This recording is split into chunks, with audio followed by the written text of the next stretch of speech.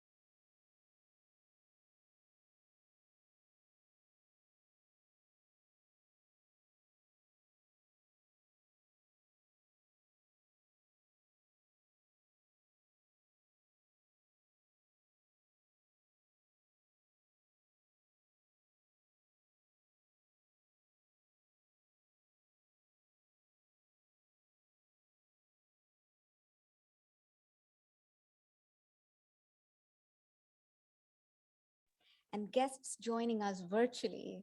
It is great to see you all. The Harvard Food Systems Initiative is our effort to build a common platform for our students, faculty, and staff to convene, engage in, and contribute to the food systems work. We have an enormous energy around this subject with faculty teaching courses and leading scientific research, which you'll hear from Dr. Willett later today, students engaging in curricular, co-curricular, and extracurricular activities, and operators innovating on a daily basis. I'm glad to see Heather from MIT here join us today, and many other institutions who we hope that we will get to partner with.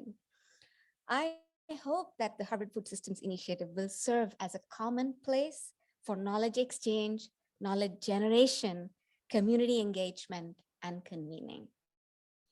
I wish to commend our food literacy project fellows, many of whom are here today. It is fantastic to see you all, and I am always inspired by your commitment and focused interest in food systems. Harvard Food Systems will largely be shaped by you. Many of you have asked me, what does it mean? I will say, we will build it together and we will build it with you. And my team, Gwen, who is here with us, who leads our food literacy food literacy project, and Krista Martin behind the scenes, who makes magic happen. It's my hope that HFSI becomes the heartbeat for food systems work and serves as the epicenter of knowledge, community, and convening in our region and beyond. I am pleased that today's session is part of events for President Biden's White House Conference on Hunger, Nutrition, and Health, which he started this morning. We want to hear from every audience, learn from and with you as we shape and serve through knowledge, engagement, and convening. HFSI will bring to you tools in the form of white papers, curated list of videos, scientific publications, interviews, recipes, menus, faculty lectures, distinguished speaker CDs. All these tools and content will be made available to audience locally, regionally, and globally. And for our students who are in the room with us today, in addition to the above, we will have in-person lectures by Harvard faculty, experiential learning opportunities like farm visits, farmer talks, engaging with local fishing communities, nonprofit organizations, farmers markets, cooking demos, teaching kitchens, kitchen tours, and encountering with innovators and innovations, from cultured meat to urban farming, from fermentation to emerging technologies. Dr. Walter Willett and I will serve as the co-chairs for the initiative.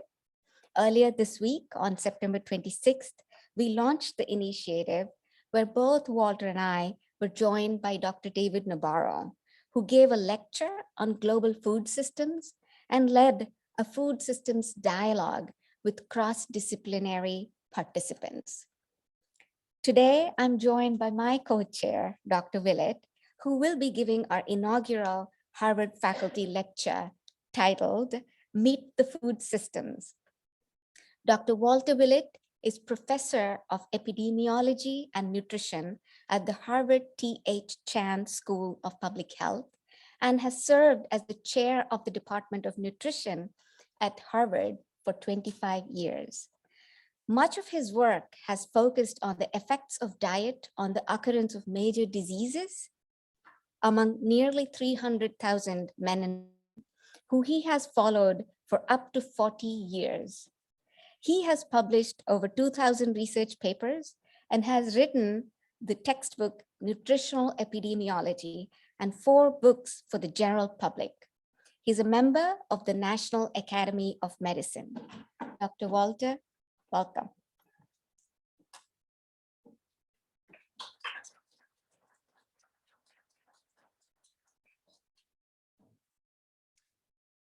Great. Well, thank you very much, Smitha, and thank you everybody who took time out of your busy schedules, which I know are very full, to come here this afternoon. and talk and interact about the food system and the experience I hope that you're all going to have for this coming year. To me, this is really a very satisfying event because I've been working with Harvard Dining Service for several decades now, and wonderful people who put the food on the table every day for people coming through, students, postdocs, faculty, staff at Harvard. And a lot has been done. We've had some huge improvements overall, and some very interesting programs. But it's not been all put together, and it's not been something that every student going through Harvard has had a chance to experience. And that's what our vision really is, that there be at least a core of knowledge and experience that everybody coming through Harvard would get. And so I'm going to give you a bit of that vision, a bit of overview about what a food system is, which is very complicated. We can obviously spend years, people spend their careers on this. I'm going to spend about 15 minutes, but just provide a brief little introduction to the topic. So it's really wonderful to be here. This graphic was put together by our colleagues at the law school, which very nicely looks at the overview, the 30,000-foot view of a food system. It starts with farm inputs here. These are things like fertilizer, seeds, energy, there's a lot of fossil fuel use that goes into our food system. Then there's the actual production of the foods on pastures, onto land, and some in the sea, aquaculture and wild fishing. Then there's an important step here of processing and manufacturing foods. And oftentimes this is overdone, as you'll hear about, and I'm sure are aware of. Aggregation, bringing this together in warehouses, and then distribution to grocery stores, to food services like we hear at Harvard. There's the preparation, a little bit that's left out here in between this green arrow here. That's what the food service does. And then we have it on our plate. That's the fork and knives, and consume the food. But of course, it doesn't even stop there. There's waste from the system of many types. But all along here, it's not just boxes. These are people too. In fact, huge numbers of people working in all different kinds of roles here. The actual number of farmers is a small percentage of the population, of course. Now, it used to be the majority of Americans. It's down less than 2% at this point in time. But in every step, there's people involved here producing the food, but also consuming the food. And there's also things emanating from the food production and food system, greenhouse gas emissions, pollution, lots of things that are unwanted, that are having huge environmental effects and also direct effects on humans as well. So very complicated system here. And one of our goals along the course of this year is to have people understand various parts of this and how they work together better. There's another view of the food system here that I actually like, called coronary capitalism. And the quote here is, big agriculture gets paid for growing the corn, often subsidized by the government, and the food processors get paid for adding tons of chemicals to create a habit-forming and thus irresistible product. Along the way, scientists get paid for finding just the right mix of salt, sugar, and chemicals to make the latest instant food maximally addictive. Advertisers get paid for peddling it. And in the end, the healthcare industry makes a fortune treating the disease that inevitably results. And that's not just Karl Marx speaking there. That's senior Harvard economist, Professor Kenneth Rogoff, who's actually former chief economist at the International Monetary Fund, which I think is a pretty realistic description of, unfortunately, what a lot of what's happening in our food system, not everything. And by the way, there's a huge amount of greenhouse gas emissions, and the system is devastating our planet right at this point in time. So it's complicated, and it's not working very well for the health and well-being. But the problem is, that all along this chain, everybody's making lots of money, and that's a serious problem. There's huge vested interest in the system the way it is. We can't just turn dials and change it easily. the health implications are huge, and I think many people are aware of those. This is looking at the average body mass index, our measure of obesity. It's not perfect, but it's actually remarkably good. And looking from 1975, what's been going on over time. This is men, this is women, almost linear increase in body mass index.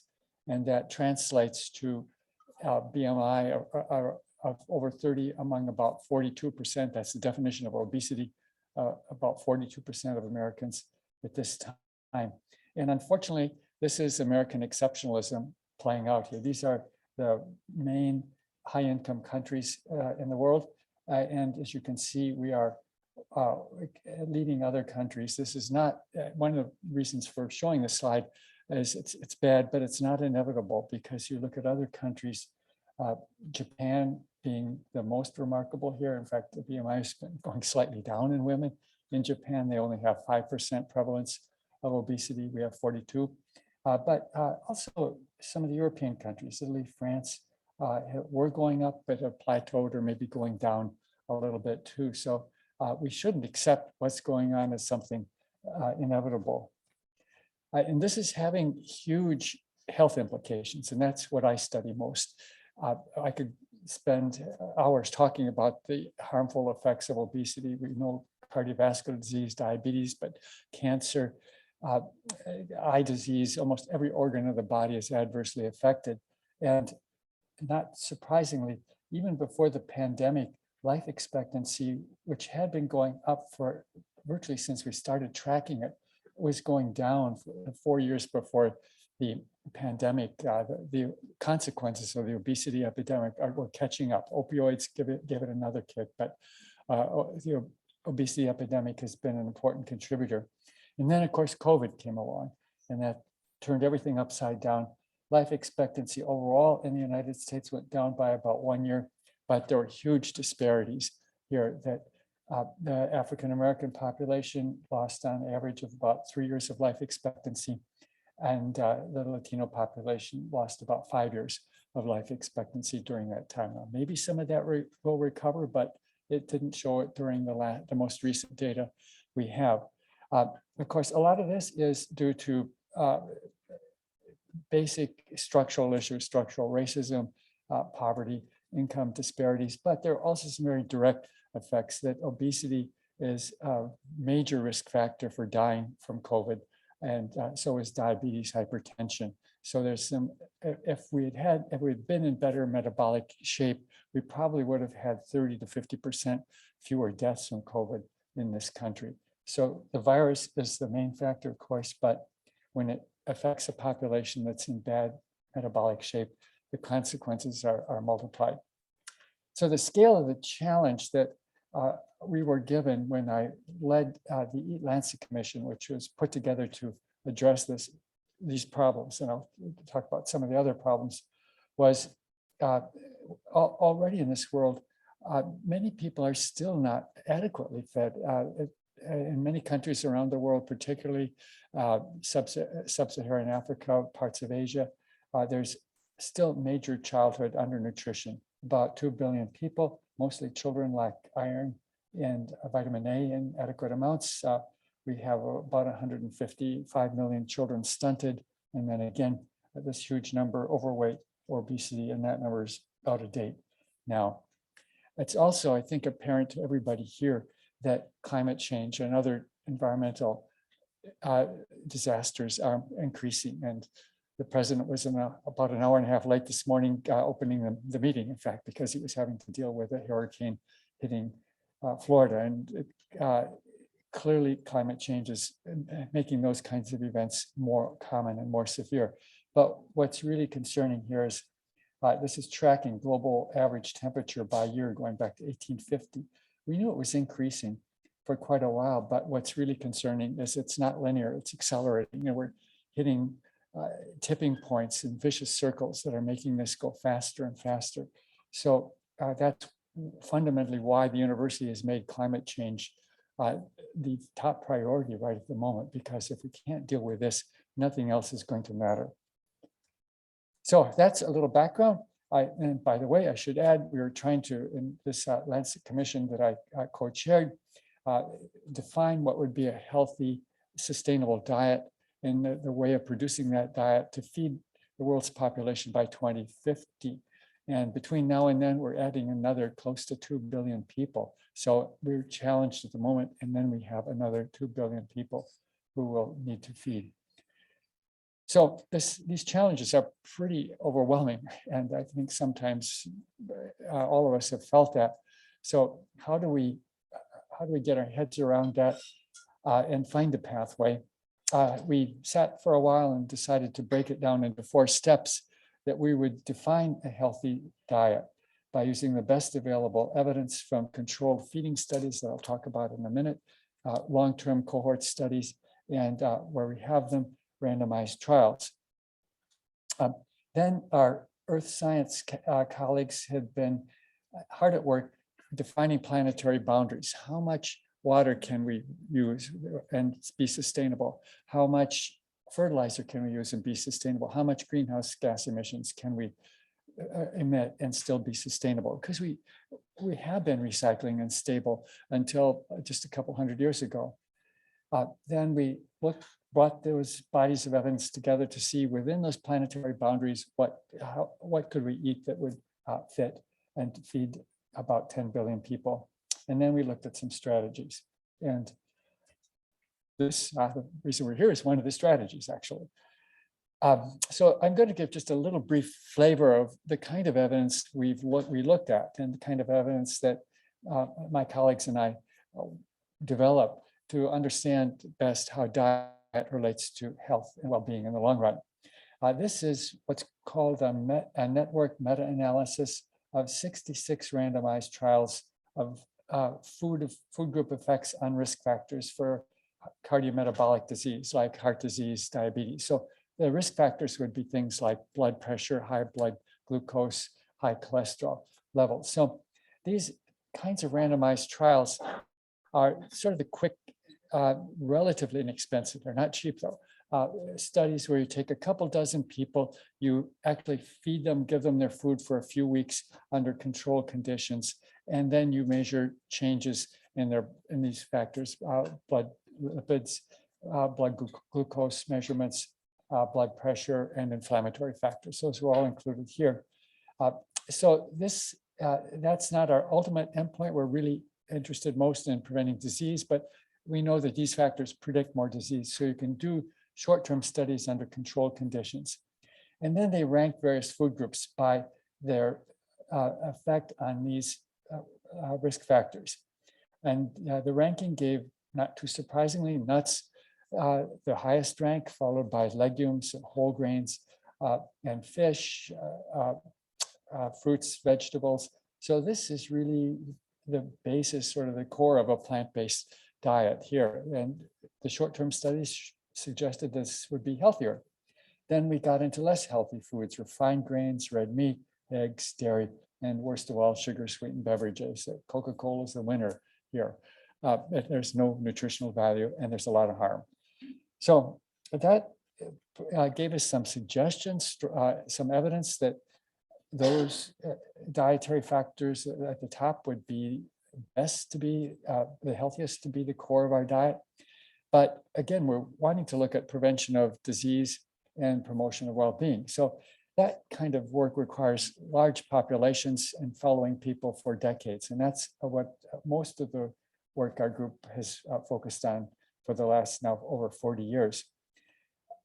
One example here is the Nurses' Health Study, where we enrolled about 121,000 women back in 1976. It was originally focusing on oral contraceptives and health, but I was interested in nutrition and joined the next year, and we started collecting dietary data back in 1980. And we update that dietary data every 4 years as we go along, but we're also measuring body weight, physical activity, smoking, other risk factors. So when we want to look at a question like how do whole grains versus refined grains relate to health outcomes, we can statistically adjust for those other factors like smoking and physical activity. And along the way, we've collected blood samples urine samples. Now we're collecting fecal samples so we can put all the biological pieces together. And we have dozens and dozens of people working on this various aspects of the study. It's really a very multidisciplinary study. I put some of the names of some of my colleagues here, but I wanted to emphasize that this is a big project and has involved many people for many years.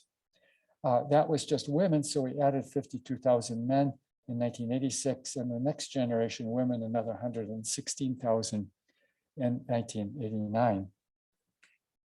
This is one example of the kind of analysis that we're doing, looking here at all-cause mortality by major protein sources. And whenever we're looking at one food or food group or nutrient in the diet, we always need to say compared to what.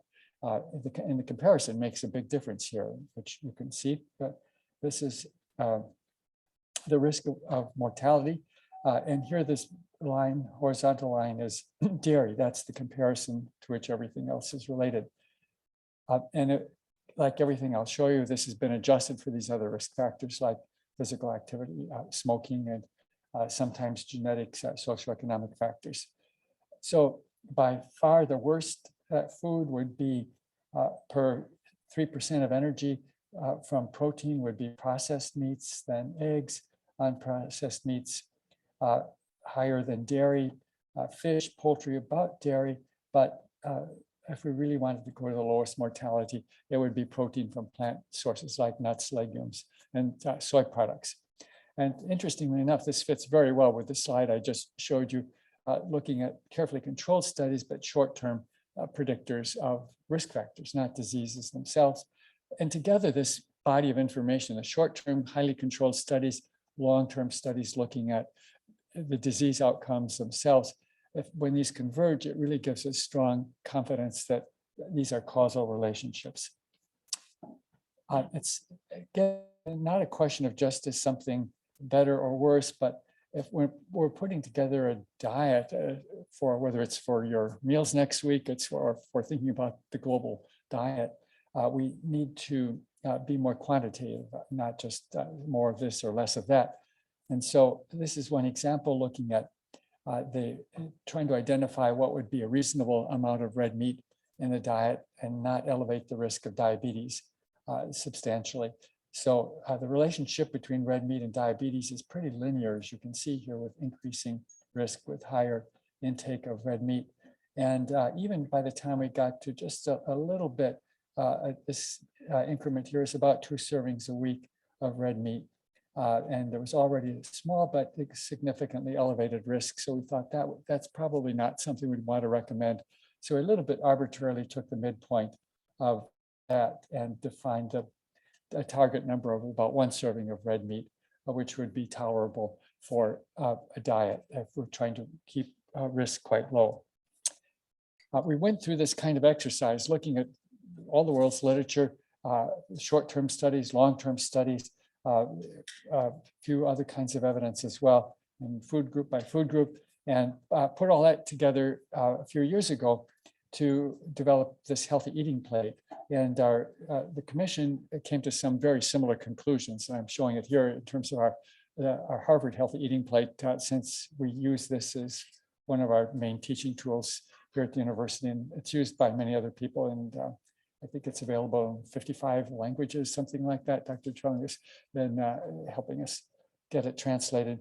But putting together a graphic summary is always a challenge. You want it to be simple, but you don't want it to be too simple. So finding that sweet spot of enough information, but not too complicated is what we tried to do here. And you may have seen the US dietary guidelines that they call My Plate. It puts a glass of milk here and recommends 3 servings of dairy every day. The evidence really doesn't support that, and it carries a lot of environmental, carries a lot of calories, lots of saturated fat, and so water is really should be the primary beverage in a diet and in a food supply. So it doesn't mean that we can't have any dairy, but when we came to look at the health implications, environmental implications, we came up in our reference diet with a serving a day. And then grains are important. This is there's a lot of flexibility about how much. The critical thing is to be primarily whole grains, not refined grains. And then healthy protein sources, again, as I just showed you, emphasizing plant sources of protein and having some modest amounts of fish, poultry, beans, and nuts, but limiting red meat, especially processed meat. Fruits and vegetables in abundance. And then fat is not necessarily bad for us. We consume about 20–25% of our calories as added fat. So what's important is that those fats be mostly unsaturated fats. Soybean oil, olive oil, canola oil are all healthy unsaturated fats, and reduced blood cholesterol, reduced risk of cardiometabolic disease. So that's a quick overview of several decades of research by many hundreds of people. And I should mention that this information is on our website, Nutrition Source. If you just go to Google and type in Nutrition Source, you'll come to this plate and a lot of the underlying evidence as well. So then our commission looked at the environmental impacts of different foods. And this is one chart that we used to put together. You probably have heard that red meat produces the production of red meat produces the greatest amount of greenhouse gas emissions. And this is not minor. The amount per serving of red meat is about 160 times greater than a serving of legumes or other kinds of lentils or other kinds of legumes or soy products as well. So there are huge differences in the greenhouse gas emissions, or depending on the type of protein source that you might consume. Pork, chicken, fish, eggs are all sort of similar to the green numbers here. They're quite a bit less than red meat, but these are still 30 to 40 times higher than is our legumes or other soy products. What's also important is in our commission, we were looking globally, not just at the US. And when we look around the world, diets vary enormously for multiple reasons, partly depending on what you can produce, given your environment, your soil, your climate, but also income and poverty makes huge differences. So these different colors here are different regions of the world.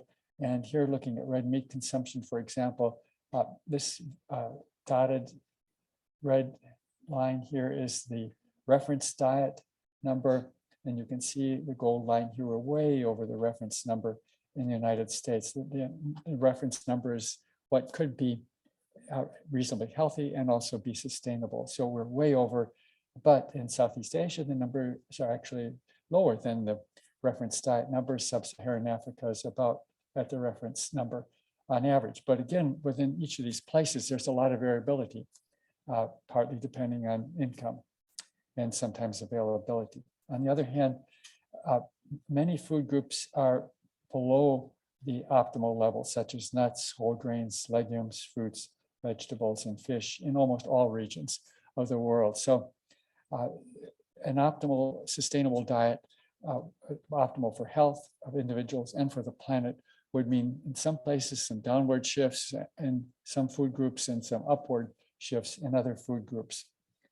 We did some analyses looking at what would be the health implications if everybody shifted to something close to the reference diet, and they would be large. We estimated that this would prevent about 20 to 24% of premature deaths by this dietary shift, plus make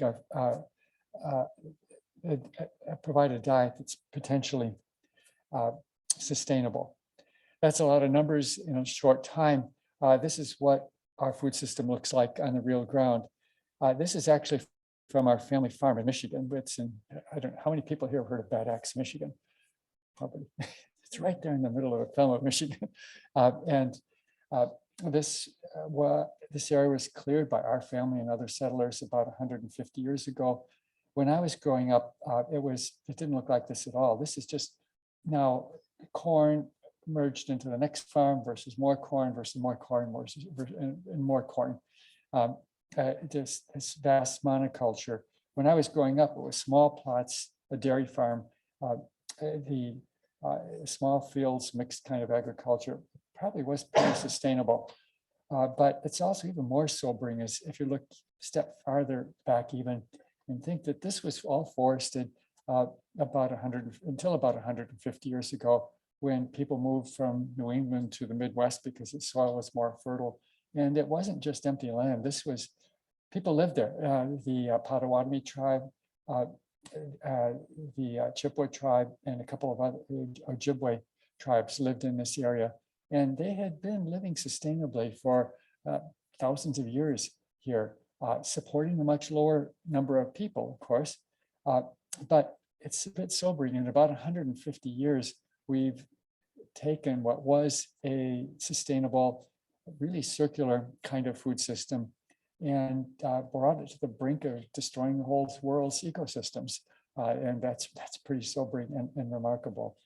So there's a lot we have to do, but our analysis did show if we have the right diets, produce the food in the right way, and reduce food loss and food waste, it would be possible to feed about 10 billion people a healthy diet and stay within planetary boundaries. I should mention that this is all assuming we almost eliminate greenhouse gas emissions from fossil fuels at the same time. That is clearly the number one emitter, cause of greenhouse gas emissions. But even if we did that and don't change our food system, we can't stay within planetary boundaries. And if we do, it would improve the health and well-being of billions of people and allow us to pass on to our children a viable planet. So there's some big challenges here. And I'm going to turn this over to Smitha to describe what you're going to be eating and experiencing during the coming month, this evening and maybe coming months. Yeah, absolutely. Thank you, Walter. So as Walter has been working with probably the global best scientists in global North and global South, I work midstream. I serve as the managing director for Harvard University Dining Services.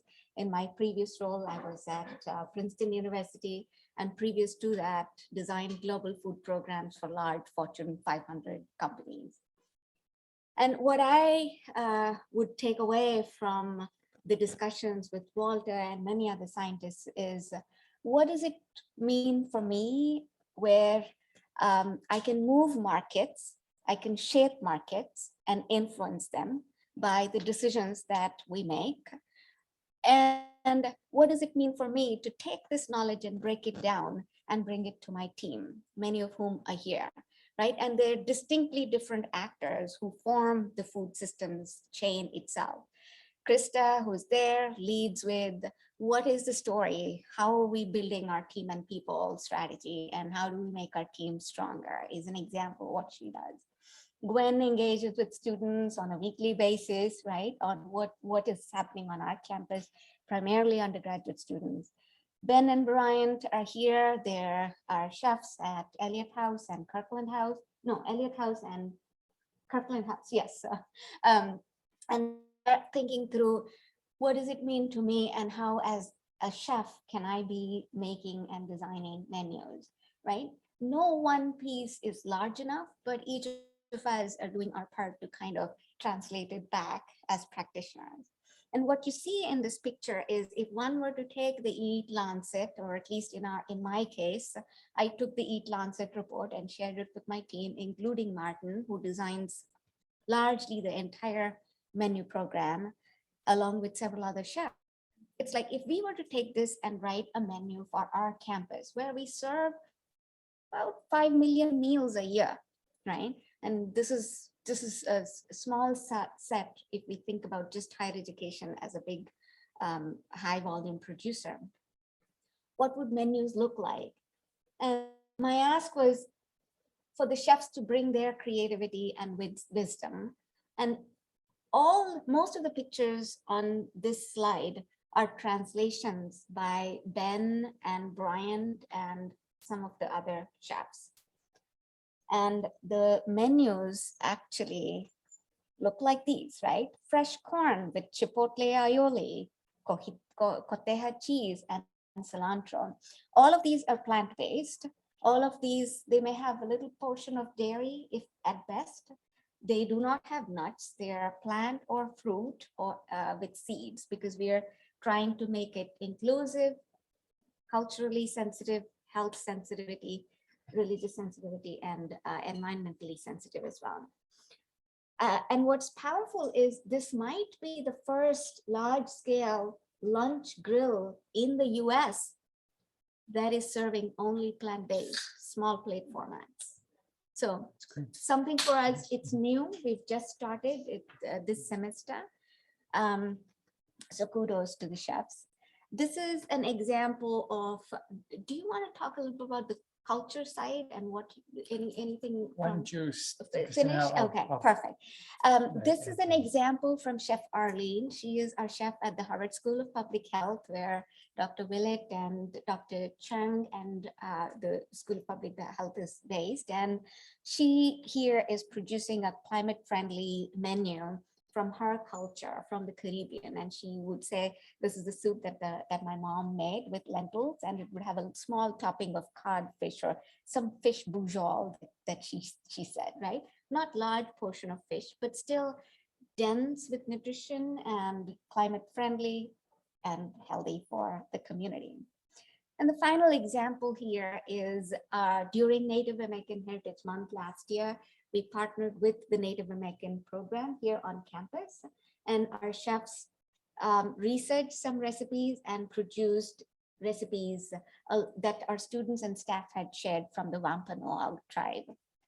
And what you see here is Austin and Chef Lou, along with students from the Native American Heritage Month, celebrating that event. And finally, today at Annenberg, we are featuring a climate forward, plant forward menu. There is some chicken, and the whole idea is we want to not make it prescriptory, but by design, promote a healthy diet from sustainable food systems. And an example of pushing markets and moving markets is the blueberry. There is a dessert with blueberry, which comes from native tribe in Maine, and we are able to have our supplier source it for us, and pretty much that's what our students are going to enjoy today. And on that note, let me turn it back to Dr. Willett. Yeah, well, thank you. And that I think really makes the point. Smitha and her team have shown already, and you'll eat and experience a lot more. The translational part of this, we can look at the nutritional analysis and the numbers and the data, but in the end, it has to come out to be something that people want to eat, and also stays within health and environmental limits. And one of the first places to go is looking at the traditional diets around the world. You've probably heard of the Mediterranean diet, and it's very healthy. And by definition, the fact that people have been consuming it for thousands of years, it's been sustainable. And what we ended up with is something that very closely resembles a traditional Mediterranean diet that's been studied and turns out to be extremely healthy. But if we also look around the world, that in fact, most cultures have diets that incorporate those basic elements, and they've been time tested and flavor tested in many ways, for many respects. So a lot of what we are trying to do is borrow from what other people around the world have showed us can be produced. You heard one example from the Caribbean, but I've been collecting pictures from healthy, sustainable diets from Costa Rica, from Vietnam, from West Africa, and it's amazing. You can have some meals that are much more interesting, much more flavorful and enjoyable than I had growing up with a traditional Northern European diet, which is mostly sort of roast beef and potatoes and gravy. I'm eating a much more interesting way than the traditional Northern European diet, which it wasn't because people were not smart enough to eat a healthy diet. But if you live in Northern Europe, you've got to have something that will provide calories enough over the winter and survive to reproduce. It turns out animal sourced foods like milk and meat actually give you a food system that can provide calories over the winter time, and you may live to 45 or 50. And when people started looking carefully at Finland and other countries in Northern Europe a few a few decades ago, those countries had extremely high rates of heart disease and were dying early. So that clearly is not the healthy diet for living in the 21st century. And while we do aspire to be living longer, but being healthy during that period of time. So the multicultural aspect of what the planned program will be is really fundamentally important for human health, dietary health, and also for getting people to move in that direction. So this is a quick overview, a simple overview of what Smitha has described earlier. It's what we call the informal curriculum framework for the Healthy Harvard Food System Initiative. I'm going to be, and my colleagues will be mainly involved in the knowledge part of it. And so the idea is that students during a year at the university will learn some basics about nutrition, diet, and health.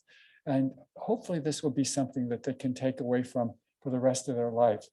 This curriculum has no sign up, no test, but if you eat at Harvard, you're going to experience this curriculum.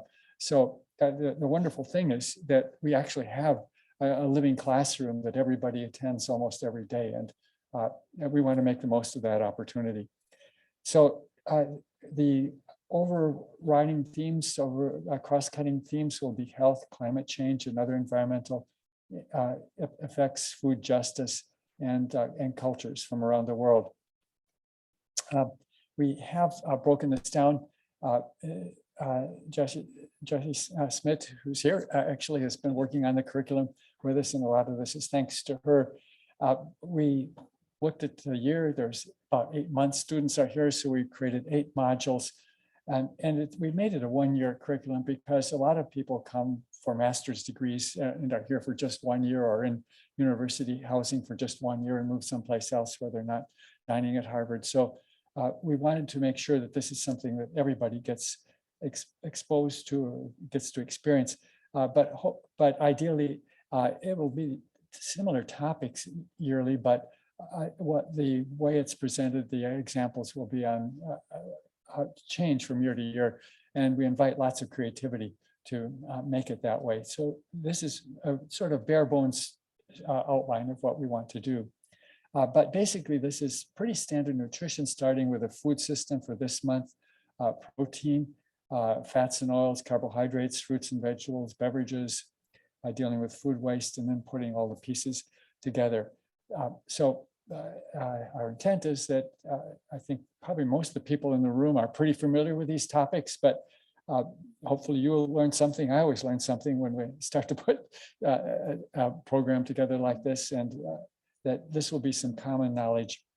But it's going to be integrated then with not just knowledge transmission, which is going to be basic table tents, some short videos, importantly on the table tents, links to other sources of information. So those who want to can connect with different papers, our website, Nutrition Source, and other sources of information. So the idea is here is, again, a core, people can branch out and go as deeply into topics as they would like to do.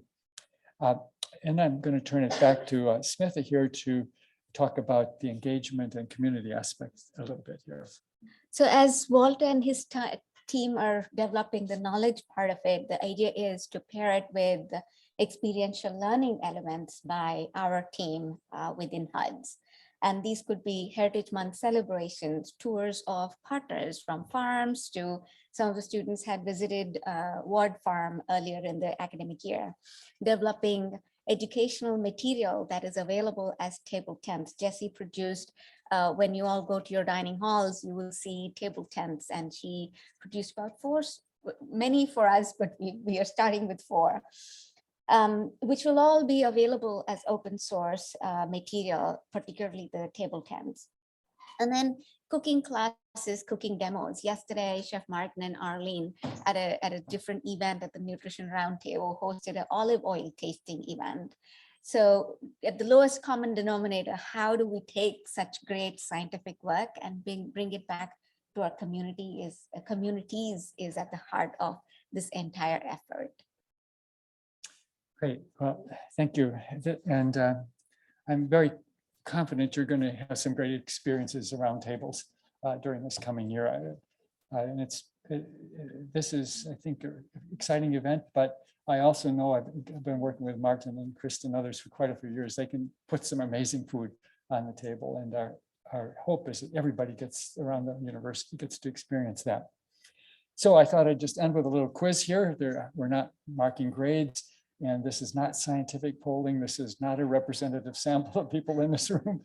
But I thought I'd just partly for my own interest, and partly I think for all of us to think about some of the directions the food service might go in, given the effects of red meat production on health, climate change, and other environmental impacts. What should Harvard University dining service policy be? And there's some multiple choices here. And I appreciate that there's a range of views and perspectives out there that some universities have said, we're just not serving red meat. It's off our procurement list. And others, another position has been that everybody should do what they want to do. And it only affects me, so I'm going to make my own decision. But that position, while we want to create as much choice and as many options as possible, I think that's a general goal. Still, Socrates said that no person is an island. And that's very true in this situation, that on the health side, if I eat a lot of red meat and that tips me over to getting a heart attack or diabetes, I'm not going to be the one, you're going to be paying for that. If you have either health insurance privately or through the government. So there's implications, financial implications for other people, but also environmental implications in terms of the environmental impacts, the greenhouse gas emissions from what I eat are going to affect your environment as well. So that actually we are all interconnected here and through multiple ways. So that's something to keep in mind, and it actually sort of adds a moral element to this too. What is really a moral position here? And there's another further level of that too, which cuts into the global area too, that it's a reality, and we hear it from low and middle income countries that we didn't cause climate change. It's the affluent countries that have been burning all this fossil fuel and eating all these high animal protein diets that are causing climate change, but we're the ones paying the price. Although everybody is being hit, but particularly low and middle income countries, like you probably heard about Pakistan during the last couple of weeks, a third of the country flooded now, massive suffering. So we are interconnected that way. And what is our responsibility, given that we are global citizens, not just little islands? So there's lots of issues on the literally on the table here. So anyway, this is you can, nobody's recording anything. There's no grades and all that here. But I hope this might be a start of some conversation and thoughts about what we should be doing as a community. One might be to make beef pork meals available every day, every meal. Serve beef and pork 3 times a week, once a week, never, or maybe just only serve beef pork that is never fed grain. We can't say grass fed because the beef industry says all our animals are grass fed, which is true. They feed them. Everybody gets to eat a little grass early on, and then they go to feedlots. So really the issue is that some beef can be produced modest amount sustainably and only fed grass. But that's also going to be quite a bit more expensive usually. You're probably keeping track of that. So anyway, those are the options. How many people think we should do this? Make beef pork available every day?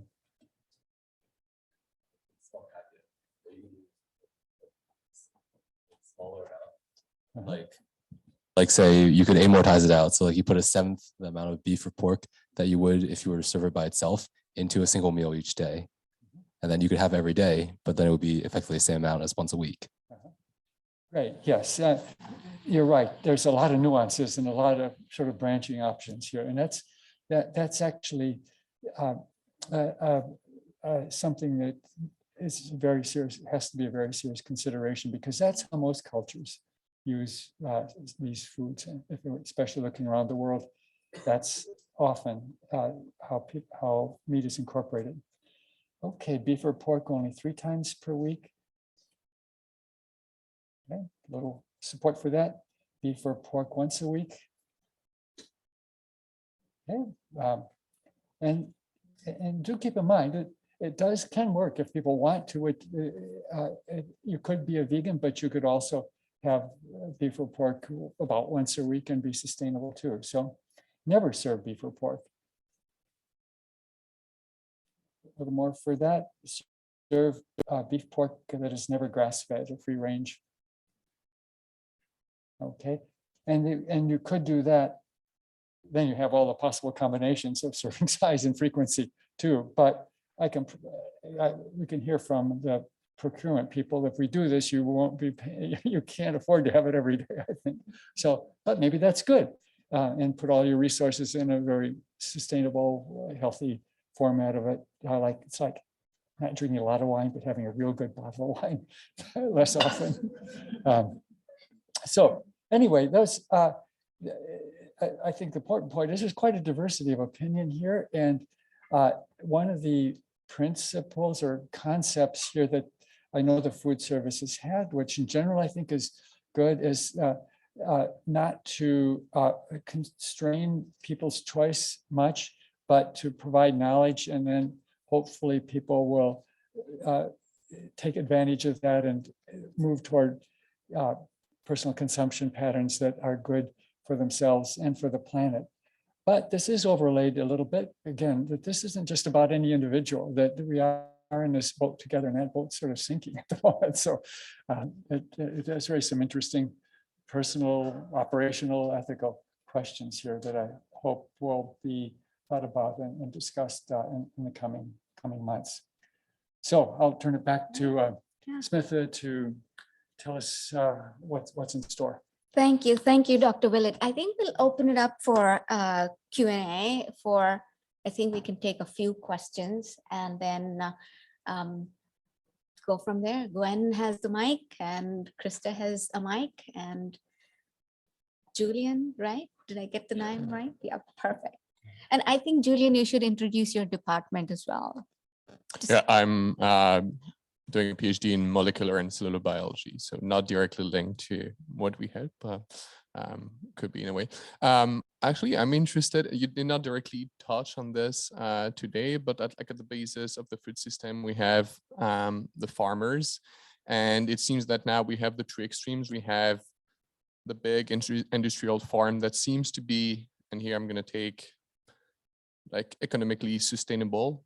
Of course, they are subsidized, but then on the other hand, we have the small farms that seems to be environmentally sustainable, that can provide like local food, but at the same time, it is very hard for farmers to make a living out of this. So do you have any thoughts when you think about kind of like the future of food systems, how it can be produced in a way that is sustainable for the people who produce the food?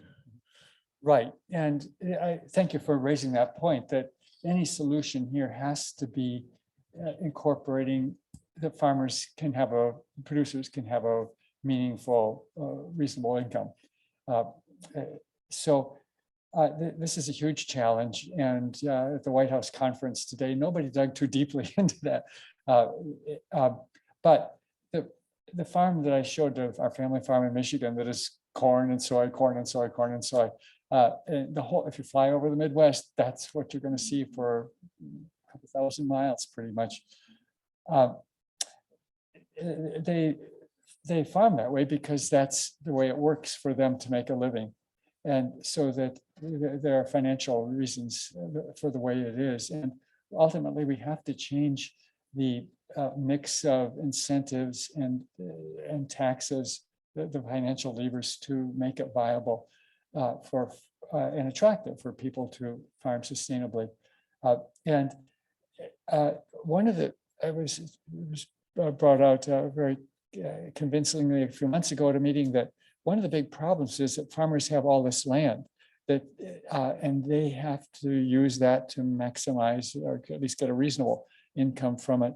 And if we really did this, made this dietary shift, we would need much less land in this country, maybe a half or even a third of the amount of land that we're using because we're, I didn't mention, I meant to, that field of grain there of representing the grain produced in this country, only 10% is eaten by humans directly. That about 45% goes into animal feed, about 35% goes into ethanol production to drive big cars, and a little bit of industrial use, only 10% eaten by humans. So if we really ate the food more directly, which would be healthy and more sustainable, we need a lot less land. So this is a really public issue, and there are ways of dealing with this. It's not inventing anything entirely. Europe is doing a lot of this already. Land banking, which is a program that's small that we have already. It's been bigger in the past, basically paying farmers to have their land go fallow and more back to nature, or planting forest or prairie, letting it go back to prairie. And that's one thing that I think we have to do. Now, of course, we export food, so it's a little more complicated than that. And a lot of the food world needs our export. So it wouldn't be as simple as I described it. But in general, in that direction, we should be moving. And then what the USDA calls specialty crops, it's a bad word. I've been telling them they should change it. It should be foundational crops or something like that. That's fruits, vegetables, nuts, legumes, all the healthy things in the diet. Those are only 5% of the land in this country. Cultivated land is used for those foods, and they don't get the same subsidies and support. A lot of these subsidies are indirect. So that's why it's so cheap to buy unhealthy food, is that by nature, actually, they're less, they're cheap, but also then there's all kinds of support mechanisms to keep the price as low as possible. So we need to be using these levers to level the playing field and hopefully tip it in the event to the level where the healthier choice, that would be the easiest and most affordable choice, while at the same time making sure farmers can make a living and if it's reasonable. Yeah, We right. do have an online question from one of our participants on Zoom. The question is, how involved is the meat industry in messaging around meat being critical for protein? Yes, of course, they have a very powerful messaging and even more powerful lobbying.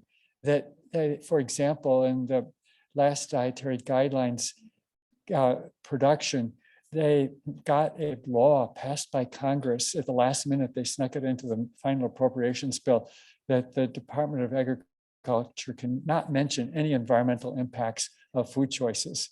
That is the power, and they have. And a lot of this is unfortunately built into our Constitution, that each state gets 2 senators. So Wyoming, Nebraska, North Dakota, South Dakota all have the same number of votes in the Senate as does California and New York.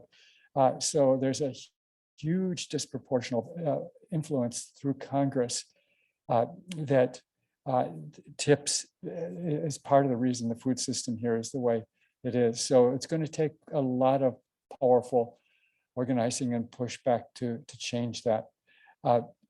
So interestingly, a lot of schools have been had their budgets for health education shrink, and students don't get as much as they used to in most places. It's changing some places in a good way.